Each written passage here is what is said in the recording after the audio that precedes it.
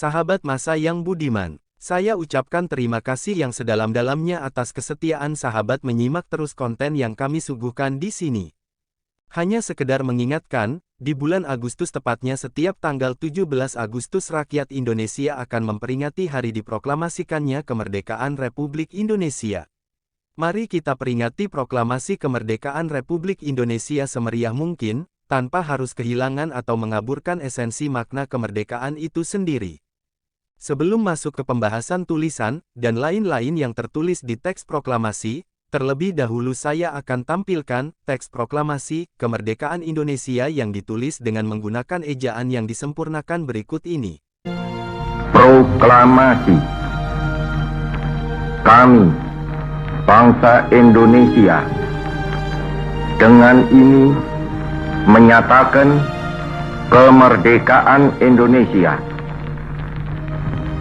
Hal-hal yang mengenai pemindahan kekuasaan dan lain-lain diselenggarakan dengan cara saksama dan dalam tempo yang sesingkat-singkatnya. Jakarta, 17 Agustus 1945, atas nama bangsa Indonesia, Soekarno-Hatta. Semua pasti tahu, kalau teks proklamasi itu adalah dokumen penting yang isinya sebagai legitimasi pindahnya kekuasaan dari pihak penjajah kepada rakyat yang berhasil memerdekakan negaranya dari belenggu penjajahan. Yang menarik, di teks proklamasi kemerdekaan Indonesia tertulis singkatan huruf DLL, yang merupakan kepanjangan dari kata, dan lain-lain. Jujur saja, munculnya 3 huruf singkatan DLL, dalam teks proklamasi yang keramat itu, sebetulnya tidak boleh terjadi, sebab 3 kata dan lain-lain bisa menimbulkan interpretasi serta pemaknaan yang berbeda-beda dari pihak kolonial atau dari khalayak pembaca.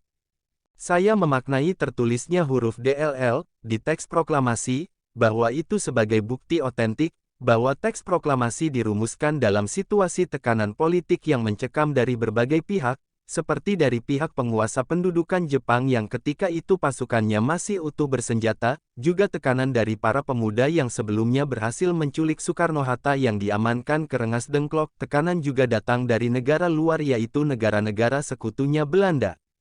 Dari ilustrasi di atas, teks proklamasi ditulis terkesan secara tergesa-gesa. Semoga para pendiri bangsa terdahulu yang telah berpulang, mendapat tempat yang bahagia di sisinya. Amin ya robbal alamin. Bantu subscribe, like dan share, agar channel ini bisa terus berkembang dan memberikan informasi dari masa ke masa.